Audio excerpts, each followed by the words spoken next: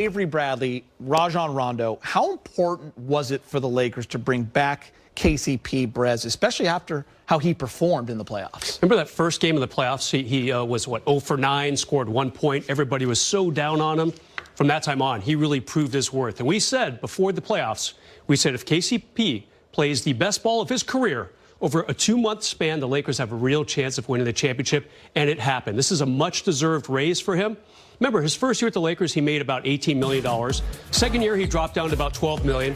So this deal, 3 years, $40 million, very equitable, I think, for both sides. About $13.3 million a year.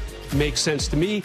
He was making about 8.5 last season. Deserves a nice raise from that because he was so good in the playoffs. Remember the last 3 games of the finals, averaged about 15, 16 points. Really helped put the nail in the Miami team. And nice job, KCP. And if LeBron is endorsing it, that right there, that's good sign number 1 right there. Yeah, I agree with you, President BT. Listen, KCP basically, he solidified his role as a starter in the bubble. Do you think that played a role in Avery Bradley going to Miami, BT? That's a good question. I don't think so. I'm not sure why Avery opted out for the exact same deal that he would have gotten from the Lakers for $5 million. That's basically going him and his agent. I think KCP's situation was just different because one thing about KCP is he's versatile. He can defend point guards, shooting guards, wing players, but he also is an Iron Man. He plays in a lot of games. He rarely sits out. And because he's a good defender and can shoot the ball very well, and when he is missing shots, he doesn't stop shooting. As Kobe Bryant once said, you can't make him if you don't shoot him. And KCP would shoot him. Hey, great reference, BT. Let's not forget, as you alluded to, he did not have a starting job. You know, it was Avery Bradley's. So he basically took over the starting gig, took a little bit of getting used to during the seeding portion of the bubble. And then that first playoff game, not so good as we said. But beyond that, he really settled in as a starter for the Lakers. Even when Avery got hurt in the season, and they went 17-3 in those 20 games as KCP as a starter, Avery was the starter when he came back. Yeah. Yeah, so KCP to brush all that aside and say, all right, forget it. Got to give a lot of props. We're in the playoffs. We're in the bubble. I got to do this. He did it. Another piece of the band is back together. I'm talking Blues Brothers. I'm talking Lakers. Markieff Morris tweeted, "Run it back, Lake show." I'm going to be honest with you guys. This was great news to wake up to. Yeah. Because every Laker fan last night, whether it was friends or whether it was on Twitter, everyone's wondering, can you still get Markieff? Do they have enough to get him? Where's he going? We need him. How big was it for them to get him back, President, at this price? Yeah, vets him in, about $2.5 million is what he's going to make next season. And good for the Lakers. And good for Markieff, too. Obviously, he enjoyed it here. He and his agent presumably looked around, and this is the best deal, or maybe a similar deal to what they'd be getting elsewhere. Why not come back to the Lakers? Let's not forget, he was kind of the surprise starter in that Houston series and helped close out the Rockets. Scored 16 points in that Game 5. Kind of got rid of that pesky team right there. Good deal for the Lakers again, and I'm sure Markieff is appreciative too. And BT, listen, his stock was rising, especially with Laker fans during that playoff run, as Brez mentioned. He shot the 3-ball extremely well. He played himself into the rotation. He was a big part of the win. When that happens, guys usually play themselves into a huge contract. So I think Laker fans, we all appreciate him staying here. Are you surprised? A little bit. But I think the market was getting really, really dry for him and some players. So in this case, Markieff knew the best place for him was with the Lakers. But how about this? There's a guy named Anthony Davis who wanted him back. He wanted him back because he's tough, because he plays defense, he rebounds, he can shoot 3, he can open the court, and again, he's a versatile player. One thing the Lakers really love having and have had success with is players that can play offense and play defense and don't mind being a good teammate and in the locker room. Yeah, he and Montrez, some good bully ball coming up with 100%. those two. And let's call it what it is. He and his twin, Marcus, are very tight. Marcus got paid $64 million for 4 years with the Clippers. They share a bank account. So Markieff is doing just fine, Brez. But how about that? What a score for the Lakers front office. Listen, Marcus Morris is a great player. And the Clippers did the right thing by keeping him. But if you're getting Markieff for the cheap, it's a good deal. Yeah, that price surprised me. $16 million a year times 4 years for the Clippers and Marcus Morris.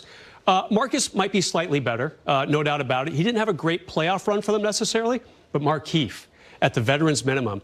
We've mentioned Rob Pelinka's name a couple times already. I'm going to say it again.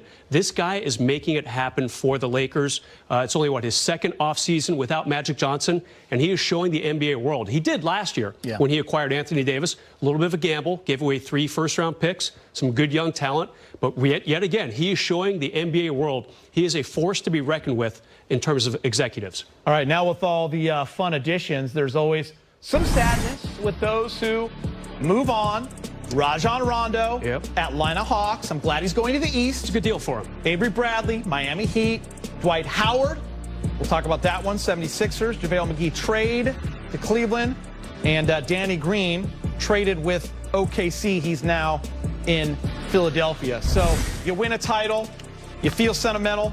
Dwight posted this awesome post on Instagram. LA, thank you. It was truly a pleasure being back in LA and winning a championship. I am very grateful to the Buss family, the Rambus family, the Pelinkas, the entire Laker organization, Laker Nation. I love you.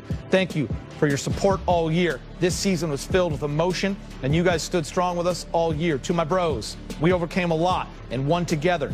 Thank you for the great memories we shared this season. I am forever grateful. We will always be champs. Nobody can take that away from us. Perfectly said. Dwight, we appreciate you. And Rajon Rondo posted this on Instagram.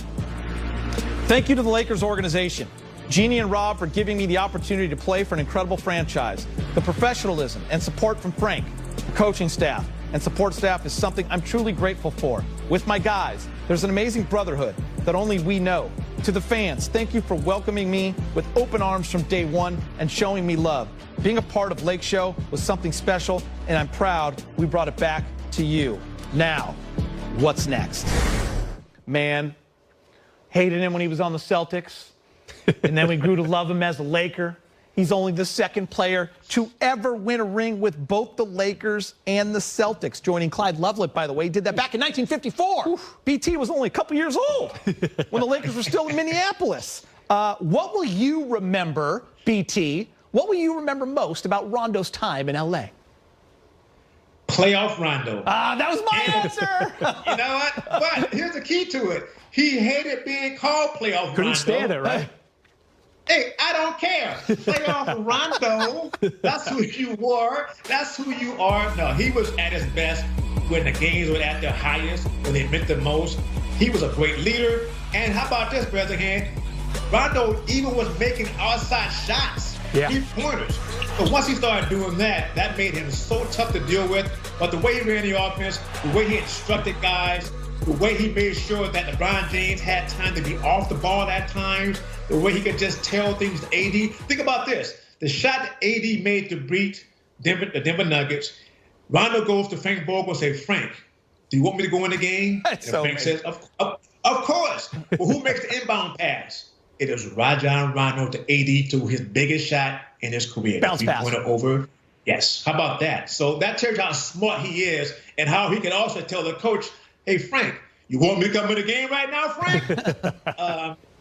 Yeah, I do, Rondo. Please go in the game. Yeah, you know, this guy was fun to cover for the 2 years he was with the Lakers. Definitely another coach on the floor, a coach off the floor. And this is going to happen, all right? He was with the Lakers at or near the veterans minimum salary for 2 years.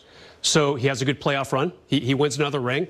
He becomes a hot commodity. This happens to championship rosters. You're not going to be able to retain everybody. So he got a good deal with Atlanta, a 2-year deal, made some decent money, and that will probably be the last contract of his career.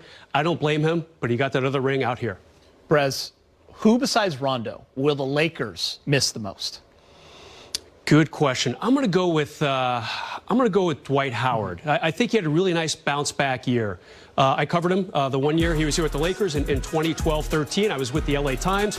It did not go well. I think that's fair to say. That might even be an understatement. The fan base did not rally around him. He was injured when he came into the season, coming off surgery. He was supposed to be the guy to get Kobe that next championship. It dissipated in the first round. Tons of injuries that year. Fast forward to this year, and Dwight really did himself a big service. I mean, he was embraced by the Laker fans. One of quite a few stories of retribution on this Laker team, and just really, really cool to see it happen. A nice job by Dwight to come back and kind of redeem himself. That might be a better word than retribution, and show the fans what he could do for this franchise. BT? Man, Geeter, I agree with Mike Bresnahan. That hurts. That's boring. I got to go take a nap. You're right. Yeah. What happened? Look, something happened. I need some wine. That's what it is. No, I mean, what happened, Dwight? I think, look, I don't know how that deal kind of got sideways, why he took a veteran's minimum so soon. He was the only player on Friday to take a deal for $2.6 million.